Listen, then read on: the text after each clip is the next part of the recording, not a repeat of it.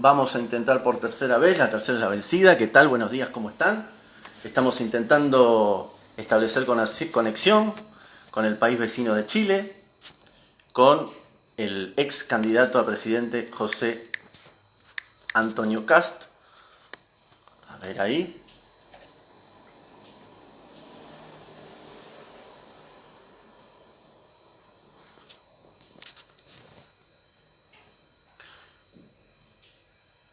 Aparentemente está todo bien.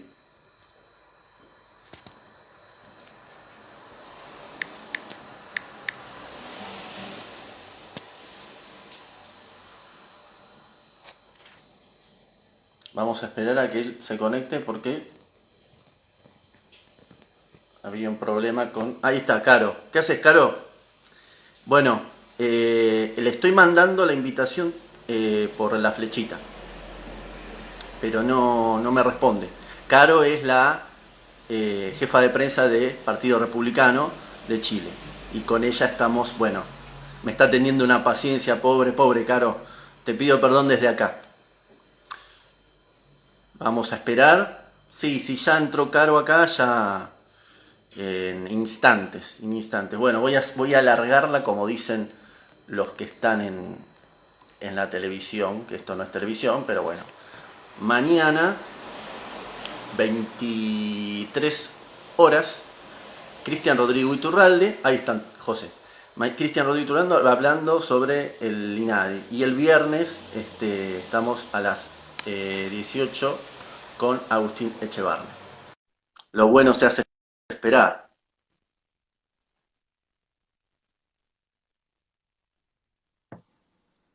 José, querido, muy buenos días, ¿cómo anda? Muy bien, disculpa el retraso, estaba con algún problema ahí tecnológico que no lograba solucionar, pero ya estamos en línea.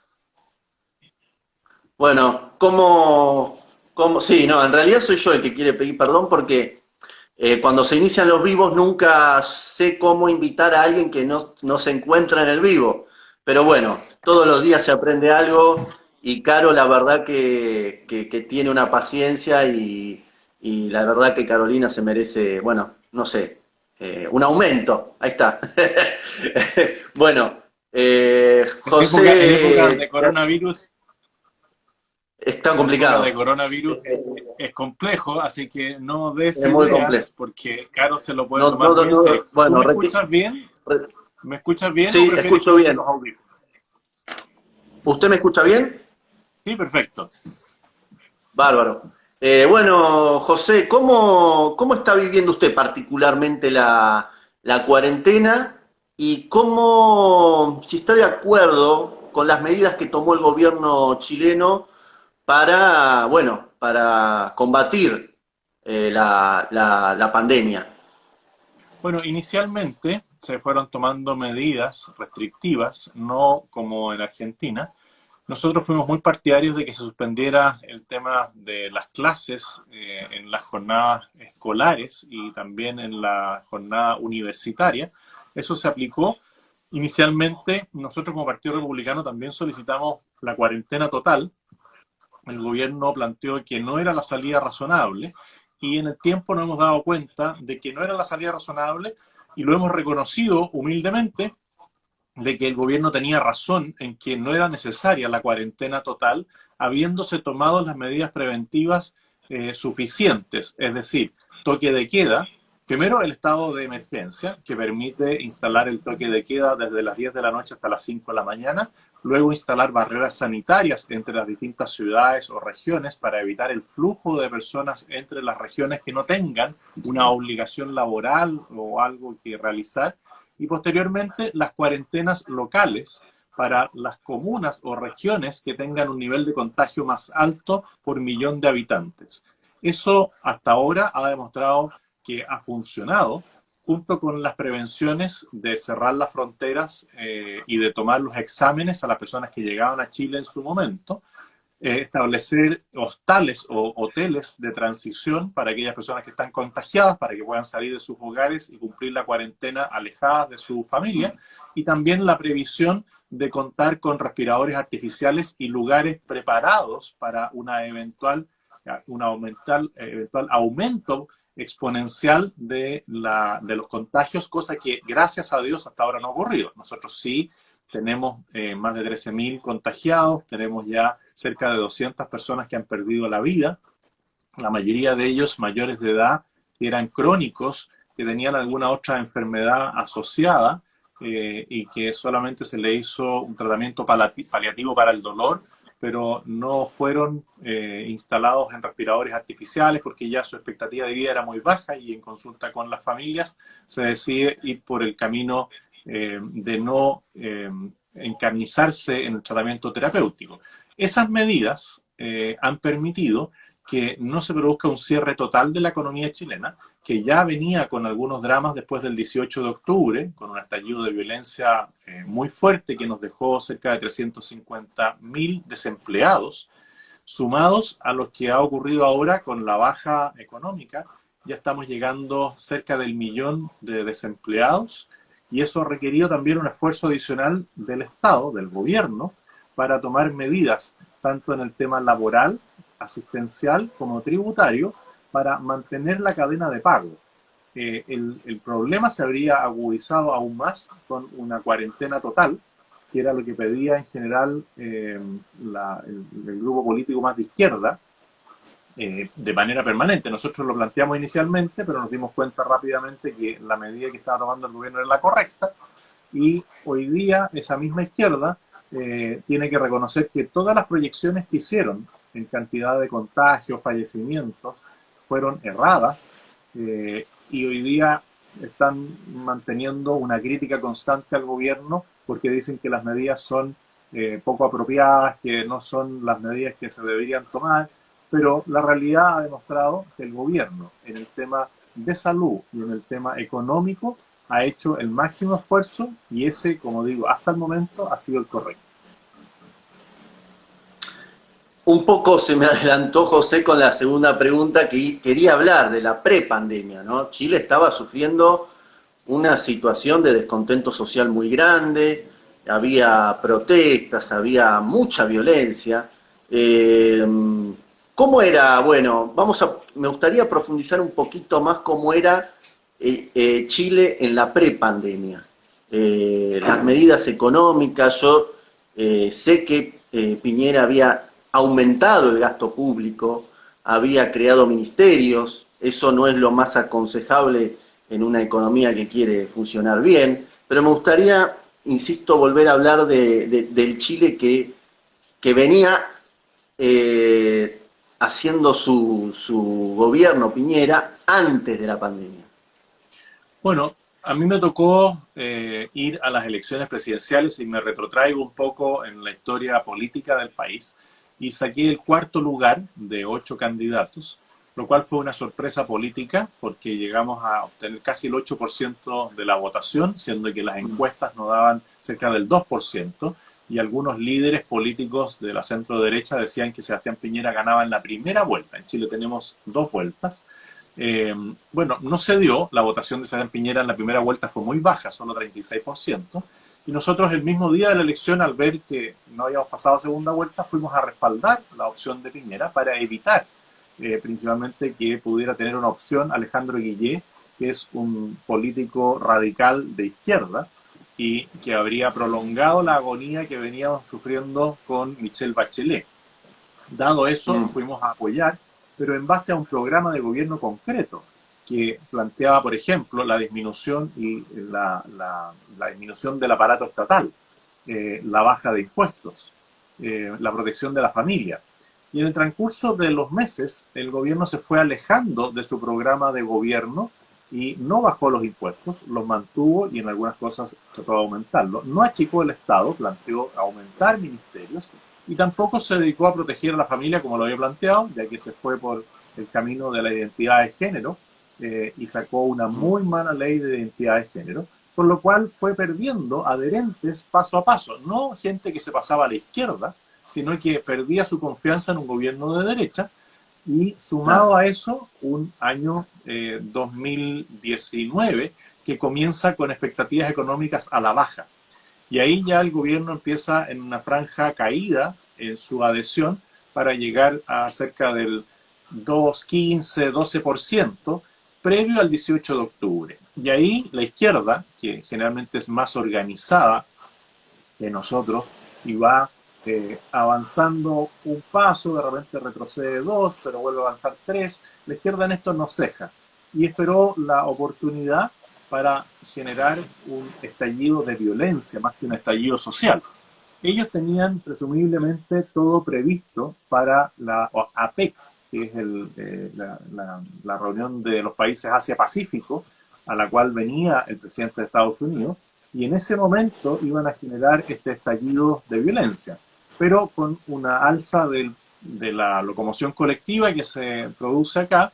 Ellos adelantan esa estrategia, según lo que nosotros podemos ver en el transcurso del tiempo, y el 18 de octubre ya generan una violencia de evadir en el tema de la locomoción pública, principalmente en el metro de Santiago, en el tren subterráneo.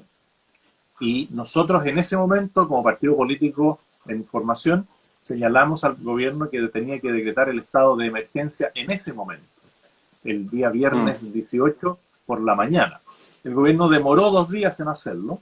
Bueno, y cuando tú no tomas las medidas oportunamente, el resultado es mucho más grave del que tú puedes prever, y eso fue lo que ocurrió el sábado 19 y el domingo 20, donde esta violencia se propagó a nivel nacional por todas las capitales del país y se generó la destrucción de los centros urbanos, y eso se mantuvo durante noviembre con mucha fuerza y llevó al gobierno a la peor de las decisiones, que fue plantear la modificación constitucional.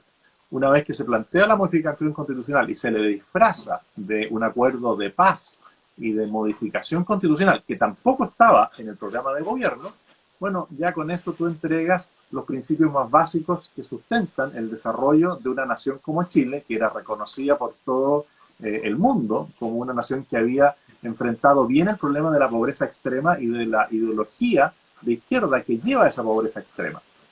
En ese minuto nosotros ya le planteamos al gobierno que nos pasábamos a la oposición al gobierno en la línea del proceso constitucional, pero una vez iniciada la pandemia, nosotros detenemos nuestra posición en lo político y nos sumamos a apoyar al gobierno. Pero esa violencia extrema, muy organizada, muy planificada, se desencadena en una manifestación social muy grande de descontento, a pesar de que los números en Chile son buenos en todos los índices que tú puedas evaluar. Tenemos buenos índices en salud, educación, economía, pero cuando te toca en lo personal y a ti te demoran en la atención de salud en un hospital, cuando el pago por la carretera es más alto de lo que tú tienes presupuestado, cuando los beneficios sociales se ven distantes, bueno, cuando tú haces la comparación entre el número que te dicen que tienes, el ingreso per cápita, los índices de salud, pero en lo personal no lo percibes, es muy fácil cultivar el descontento, que fue lo que hizo magistralmente la izquierda, y se le fue de las manos a la izquierda moderada y lo tomó la izquierda radical. Llegamos a marzo, todo preveía un marzo muy violento, con una actividad como el Día de la Mujer masiva, como ha sido en los últimos años, muy violenta en general. Eso fue el 8 de marzo, pero ya el 13 de marzo estábamos con la pandemia declarada en Chile, y eso hizo que todo cambiara. Pero lo que no cambió fue entrar en la pandemia con una situación económica muy desmejorada, con una incertidumbre que hace que nadie quiera invertir, y con casi 400.000 desempleados. Con ese país nos encontramos en marzo, y a pesar de eso se ha desplegado toda la inteligencia o todos los mecanismos para poder enfrentar esto, pero va a ser igual muy difícil. A pesar de que en tema de pandemia estamos bien enfocados en temas económicos, se ha hecho lo posible, igual vamos a enfrentar una crisis económica y social muy grave, que se podría ver aumentada si es que llegamos a este plebiscito o asamblea constitucional que se quiere votar en octubre. Hoy día ya hay señales en el ambiente político que empiezan a dudar de que se pueda realizar esta consulta nacional para ir a una modificación constitucional en octubre, porque no hay claridad de hasta cuándo se prolonga el estado crítico de la pandemia. Pero la izquierda ya ha vuelto a decir que el plebiscito se tiene que volver a hacer en octubre, al igual como insistieron a principios de marzo que había que hacerlo en abril, pero la fuerza de los hechos hizo que lo modificaran, quedara para octubre, y hoy día todavía esa izquierda no entra en razón y nos quieren llevar a 11 procesos electorales en un año y medio, lo cual implica un gasto económico gigantesco. Cada elección de esta nos cuesta cerca de 30.000 millones de pesos anuales, o sea, perdón, por evento electoral, lo cual es una cifra muy alta, pensando que todos los recursos hoy día debieran estar disponibles para paliar la crisis. Uh-huh. José, mientras lo escuchaba usted con respecto al gobierno de Piñera en cuanto a ceder con cuestiones que no estaban en campaña, con cuestiones que nunca uno pensó que quizás iba a ceder, no puedo dejar de hacer un paralelismo con lo que ocurrió aquí en Argentina, con Mauricio Macri. Había mucha gente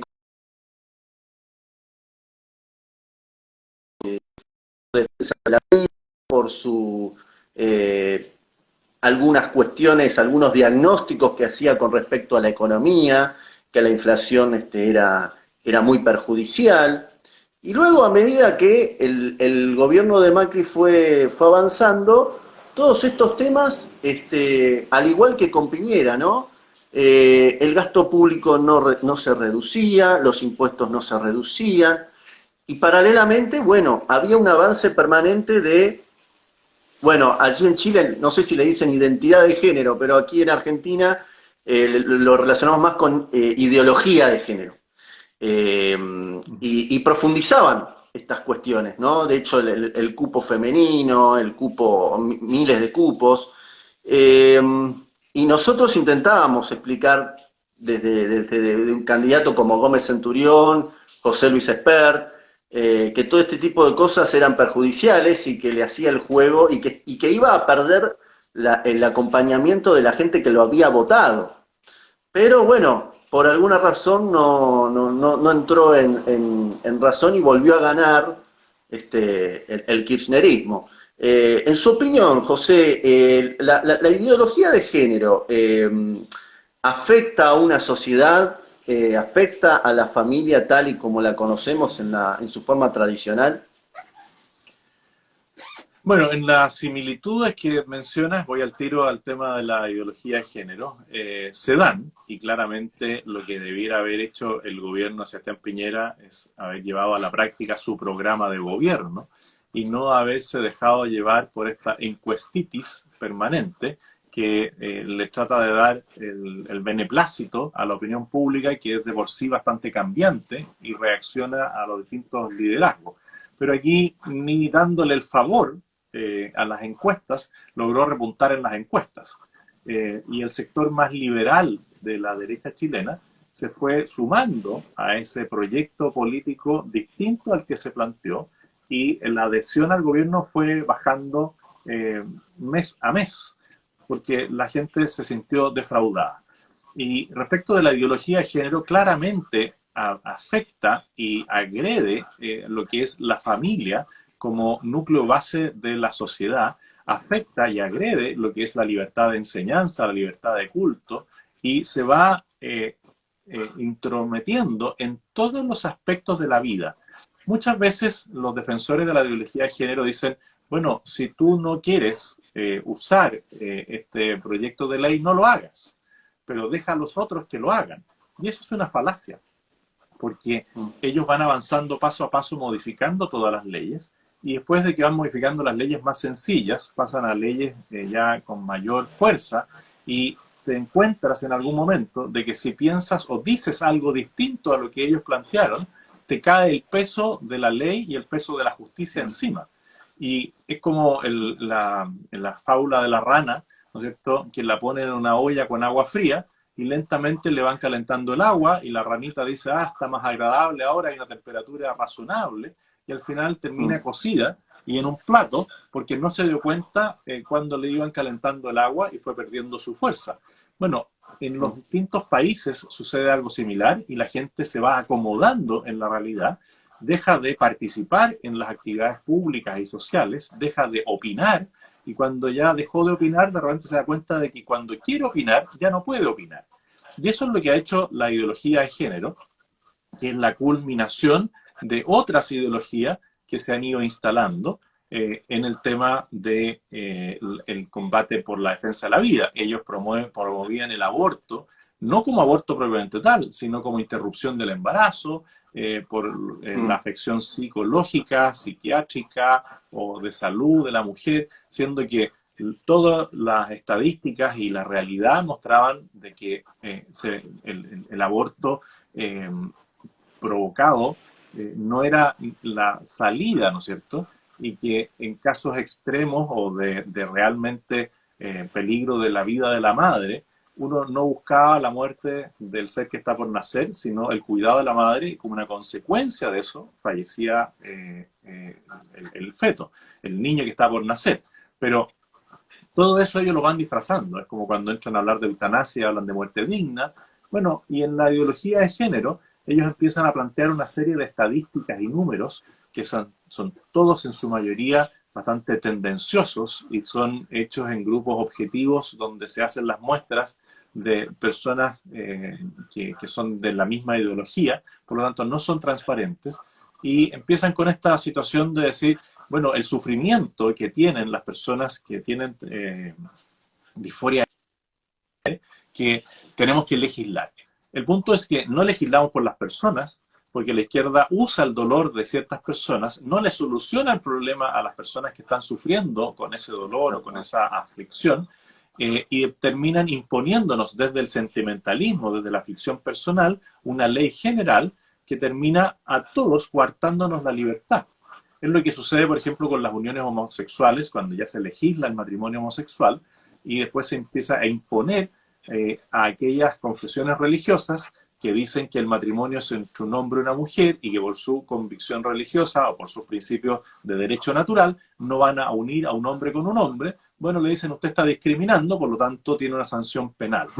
Y después eso se empieza a aplicar en los colegios, en normas laborales, en todo tipo de normas. La minoría empieza a imponerse por sobre la mayoría y ya no se respetan los derechos de las otras personas, sino que se impone por ley algo que por naturaleza no está dado. Aquí, cuando tú dices, bueno, una unión entre dos hombres no es lo mismo que una unión entre dos mujeres, porque por mucho que se esfuercen los dos hombres o mucho que se esfuercen las dos mujeres, sin ayuda de la ciencia, ellas no van a poder procrear un hijo. Bueno, cosas como esa se empiezan a perder y se empiezan a instalar realidades contra lo que es la naturaleza del ser humano. Por lo tanto, el gobierno cayó en esa lógica. En Chile se premió una película que se llama La Mujer Fantástica, que es una política donde una persona trans se enamora de un hombre no trans y empiezan a convivir, y esa película ganó un Oscar. Y lamentablemente nuestro presidente no resistió la tentación de tomar la estatuilla en sus manos y proclamar al mundo que Chile se había ganado un Oscar, y a partir de esa película, premiada por también una condición preestablecida en los festivales de cine, bueno, en Chile se acelera todo el proyecto de identidad de género, que es al final del día un muy mal proyecto porque atenta contra la fe pública y va a cambiar la partida de nacimiento de la persona. Es decir, tú en este momento, con ese aspecto varonil que tienes, podrías decirme que te cambiaste nombre a Magdalena, y si yo te tratara por tu verdadero nombre, tú me podrías acusar ante los tribunales por discriminarte, sin saber yo que hubo un cambio de identidad de género y que tú ahora eres Magdalena. A pesar de que mantienes tu apariencia física varonil, podrías obligarme a mí a tratarte como mujer, siendo que tu aspecto sigue siendo el de un hombre. O sea, a grandes rasgos, ir contra la libertad de expresión y libertad de pensamiento. Bueno, Bueno, contra... José, quería ir... Sí. No, dime nomás. No, quería acotar una sola cosita antes de ir a la última pregunta. Hay, así como se premian películas de determinada ideología, también se prohíben otras películas muy importantes como Unplanned, que habla de la historia de Abby Johnson, que cuenta la historia de, bueno, de cómo se arrepintió de dirigir una de las clínicas abortivas más grandes del mundo, que es la Planned Parenthood, ¿no? Esa película estuvo prohibida, no solamente, acá no es si ganó premios o no, sino que se prohíben las películas de acuerdo a sus ideas. Eso como comentario nomás que adhiero totalmente a lo que usted acaba de mencionar. La última, José, y no lo molestamos más. Los que coincidimos con su ideología, con su forma de ver las cuestiones, nos gustaría saber cuál es la situación del Partido Republicano de cara a las próximas elecciones, que no falta tanto, si bien un año en política muy rápido, pasa muy rápido, y teniendo en cuenta que, bueno, como usted dijo antes, fueron muchos votos que sacó en el 2017 y la tendencia diría que esos votos, con lo que está haciendo Piñera, van a aumentar. ¿Cómo es la situación actual del partido? Bueno, nosotros hemos seguido avanzando. Cuando me presenté de candidato presidencial lo hice como un candidato independiente. Tuvimos que reunir las firmas de ciudadanos verificadas ante un ministro de fe. Nosotros le decimos notario, no sé si ustedes le dicen escribano, Mm, pero tiene que ir mm, cada persona a autorizar su firma a la oficina del escribano o del notario. Y eso fue un proceso muy difícil que nadie pensó que lo íbamos a lograr, pero reunimos cerca de 45.000 firmas, que era un porcentaje bastante mayor del que se exigía para la candidatura. Y después generamos un movimiento social y político que se denominó Acción Republicana, que acaba de cumplir 2 años de existencia y sigue firme. Después generamos un centro de estudio virtual que se llama Ideas Republicanas, donde tratábamos de plasmar en un plan de gobierno, no en un programa de gobierno que es el que se inscribe ante el servicio electoral para ir a la candidatura, sino que un plan de gobierno que tomara las urgencias sociales, todas las necesidades de la sociedad y las llevara a políticas públicas, pensando en que un gobierno de nuestro sector fuera a ganar nuevamente, no mirando el triunfo exclusivo de nuestro partido político, sino que pensamos siempre un poco más allá en un Chile de 20 años, no en el Chile de los 4 años de cada elección presidencial. Y el tercer paso, después del movimiento social, el centro de estudio, fue la constitución del partido político, que partimos cerca de julio del año pasado, y hoy día ya estamos constituidos en 6 regiones, pero próximo a estar constituido en 2 más. O sea, podríamos decir que el partido ya tiene existencia legal para las normas chilenas en 8 de las 16 regiones, y seguimos avanzando. Nos ha sido más difícil desde el estallido de violencia el 18 de octubre, cuando esa izquierda tolerante, dialogante, impedía mm. que uno pudiera en las calles consultarle y convencer a las personas de que este era un proyecto político viable. Y después de que apareció la pandemia, donde tuvimos que generar este distanciamiento social, cuarentena en algunas comunas, nos ha costado un poco más, pero a través del mecanismo virtual, que uno puede inscribirse en Chile con una clave especial en un partido político a través de la página web del servicio electoral. Mm. Bueno, hemos seguido trabajando. Nuestras expectativas son de aquí a final de año poder estar constituidos en todo el país como partido político, levantar nuevamente una candidatura presidencial y levantar también candidatos al Parlamento que tengan una postura clara y que no se vayan a la primera de cambio con una encuesta, que es lo que hoy día nos Mm. motiva, es tener un Mm. porcentaje al menos del Congreso Nacional dentro de una mayoría de derecha que mantenga una línea, porque las personas finalmente se alejan de la política porque se prometen muchas cosas en tiempo de campaña y que después no se cumplen. Nosotros queremos Ah. fijar una posición y decir, queremos que en la política se vuelva a hablar con la verdad, que lo que yo pienso sea lo que yo hablo y lo que también hago, cosa que ha sido muy difícil en la política a nivel mundial, lograr que los políticos sean coherentes y consecuentes con las cosas que dicen en base al sentido común. Si nosotros no queremos nada más que se aplique sentido común en las normas y se hable con la verdad. Y que cuando algo no se puede hacer o cuando haya que hacer algo bastante radical, como es enfrentar el Estado gigante y hacerlo pequeño y eficiente, no se diga si no se va a hacer. Si yo no tengo por qué mentirle a la ciudadanía, pero la posición en política es importante. Y los resultados en el tiempo son difíciles de definir porque en épocas de violencia extrema la gente no Mm, expresa lo que es su opinión verdadera por temor a las claro. represalias, y en tiempos de pandemia cuesta más identificar a las personas porque están todos recluidos en sus hogares. Entonces, en la carrera presidencial yo sigo manteniendo una posición que está siempre como en el segundo, tercer lugar de los candidatos presidenciales. Seguimos trabajando, creciendo en las redes sociales, que es un mecanismo muy eficiente para destrabar el bloqueo de los medios de comunicación oficiales o más masivos que tienden a caer en la política de las emociones. Aquí hablamos hoy día de democracia y no de democracia, porque todos los programas televisivos Sí. matinales se dedican a picar cebolla, a hacer llorar a las personas y a llevar a la opinión pública a lo de las emociones y no al sentido común. Pero a pesar de todas esas dificultades, el partido sigue constituyéndose en las distintas regiones. La candidatura presidencial la queremos levantar. Yo siempre digo que si Dios me da vida y salud, ahí estaré en la papeleta electoral marcando una posición y, si Dios quiere, obteniendo un muy buen resultado que podría ser incluso la presidencia. Pero eso todavía falta, a pesar de que, como bien dices, en política un año no es nada. Ujú. Bueno, José, le agradecemos enormemente la comunicación. Esperamos hablar antes de las elecciones del año que viene. Así, bueno, vamos el día a día viendo cómo se desarrolla todo. Y bueno, nuevamente, muchas gracias por la conexión y muchísima suerte para lo que viene. Muchas gracias a ustedes también y suerte en todo lo que se pueda con esta difícil situación del coronavirus. Un abrazo muy grande, José. Gracias. Estén muy bien.